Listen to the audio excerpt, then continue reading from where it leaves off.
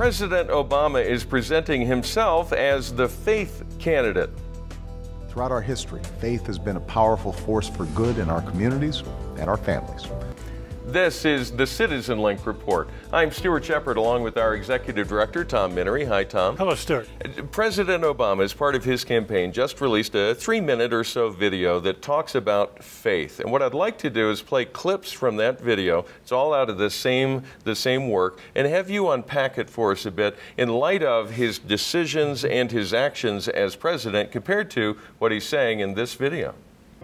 As someone who values the role of people of all faiths in American life, I'm always touched by the amazing stories of love, service, and compassion that take place in this country every single day.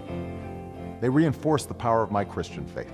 Well, Stuart, the president has enunciated his Christian faith a number of times during his last campaign, during his presidency, and this campaign.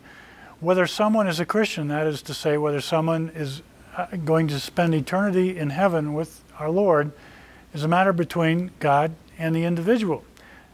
However, there are many stripes of Christianity. We recognize evangelical Christianity, a high view of the inerrancy of the Bible, original sin, a need for someone to come to a saving knowledge of Jesus Christ through an act of willful volition. There are many other stripes that are not in the born-again camp. This was essentially what we are, and I believe that includes the president. There are those who ascribe to liberal theology, which holds a low view of the inerrancy of the Bible and is dubious about the reality of sin in one's life. And so when he says Christian, it's probably not a Christian faith that one recognizes from an evangelical church service. All right. Let's pick it up again and get some more thoughts from you. They reinforce the power of my Christian faith, which has guided me through my presidency and in my life, as a husband, as a father, and as president. What do you think about that? Well, it's very interesting, Stuart. There's a very warm family photo in that representation, and of course the president is to be commended for having an intact family and for the role model that sets for African American men. So to that extent we can commend him, but that image of a family is not the image that he wants for the country. He, of course, campaigned on one man, one woman marriage when he was a candidate back in 2008. Since then, he's flip-flopped on that to say that he believes that same-sex couples ought to be able to get married. And he's gone beyond that to say that his administration will not defend the Defense of Marriage Act, which is the only law that allows states to avoid having to recognize same-sex marriages performed in other states. So there's a subtle bit of duplicity going on, I think, in that that image is not the one that he stands for in public policy. And I should mention, nowhere in this video does it deal directly with the issue of marriage, which is one which is very clearly tied to social issues, which is very clearly tied back to the idea of Christian faith in this country. Tom, this next part takes on significant meaning with just a little bit of thought about it. Listen to this. This job is full of tough decisions, and at the end of every day, each president needs to act based on what their values are and what they believe. Well, again, a touching statement, but we're perplexed because what the president campaigned on in 2008, particularly regarding marriage, are beliefs that he is not espousing now that he's been elected and running for re-election. The issue of marriage perfectly points out the discrepancy between what he says he believes and what he apparently does believe. And I remember the conversations, even the mainstream media was talking about in 2008 how it as an organization, it as an institution did not understand who this person is, what he stands for, what his beliefs are, what motivates him, what his thoughts are about the issues of the day. We're now 4 years into his presidency, and I don't know that they've really, as the mainstream media, have really delved into that. What does he believe? What does he stand for? What's he making decisions based upon? Yeah, and I don't think there was an effort with this president to delve into that background, to let us know all we should have known about the formative experiences that have brought him to where he is on the social issues. What we've noticed, of course, and have talked about here many times, is there's what he says in his speeches, and then there's what he does policy-wise, and the two don't always go together, and it's important to point out the differences there. That's for sure. All right. Well, this next part caused me to actually talk back to my computer screen. Listen to this. I know faith is often used as a wedge in our politics, and with a new election year come new attacks. In a democracy like ours, there will always be disagreements on important issues. An honest debate is healthy and constructive. But the American people should know this. In a changing world, my commitment to protecting religious liberty is and always will be unwavering.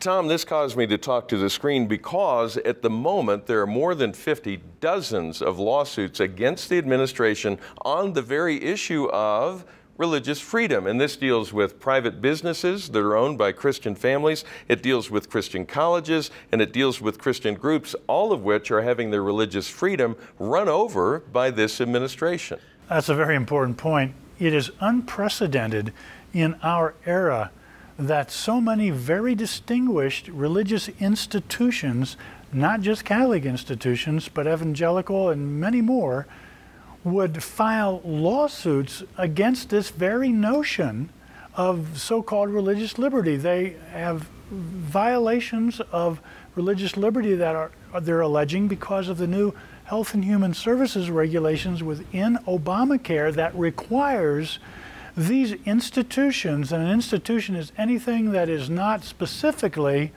a religious denomination.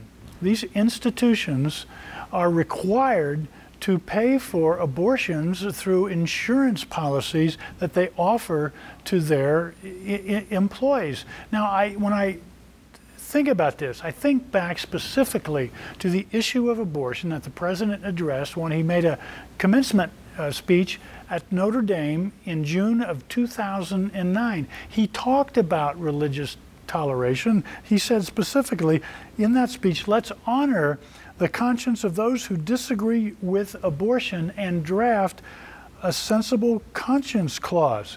Well, that's exactly what he did not do, and that is why Wheaton College, Catholic University, private individuals who are religiously motivated and own businesses and who do not want to see abortion paid for with their insurance, health insurance money for their employees. And just as a comparison, fast forward this summer in Denver while the president is campaigning for re-election, he says, "Let me tell you something, Denver, I don't think your boss should control the care you get." In other words, he's just repudiating the very kind words in that Notre Dame commencement speech. Yeah. This all comes down to one larger argument, which I'd like to deal with here. I want to play a final clip. And at first you may think, well, I don't really get the policy connection here, but it'll make sense after we watch this. The president is talking about pluralism, the right of people to speak their minds and follow their conscience.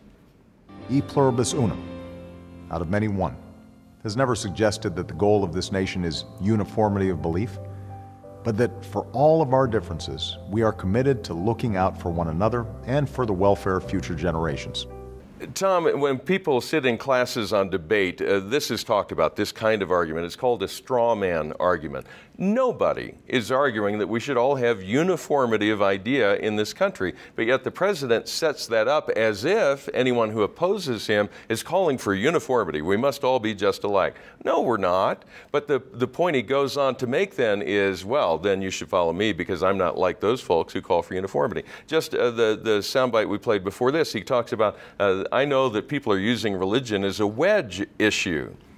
No, we have an honest disagreement. We don't like the direction you're taking the country when it comes to marriage and the religious liberty of private institutions that are trying to maintain their faith while operating a business. So he uses language that tries to set this up a certain way to leave an impression that is frankly a false impression. Well, indeed, and as I listen to you, I'm thinking, I wish that he believed those words, because when he says, so we've never suggested that the goal of the nation is uniformity of belief, but when you require religious employers to require that abortions be paid for by them, that seems to be forcing a uniformity of belief that is the opposite of what he is saying in this video. And that's something I've noticed, particularly from folks on the other side of the issues.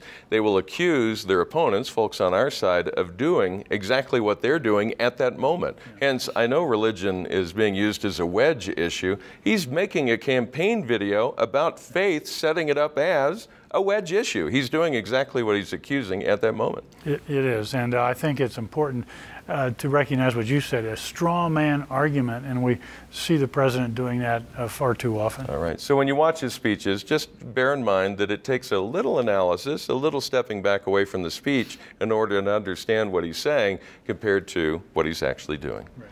All right, Tom, thank you, and thanks to all of you who have written to share your thoughts with us. We appreciate your insights. They're very helpful to us. We do read every note that comes in. You may always write to us at mail@citizenlink.com. We encourage you to pray for our elected officials, including President Obama. Pray for clarity of mind and wisdom as he leads this country. And remember, stand tall and be heard.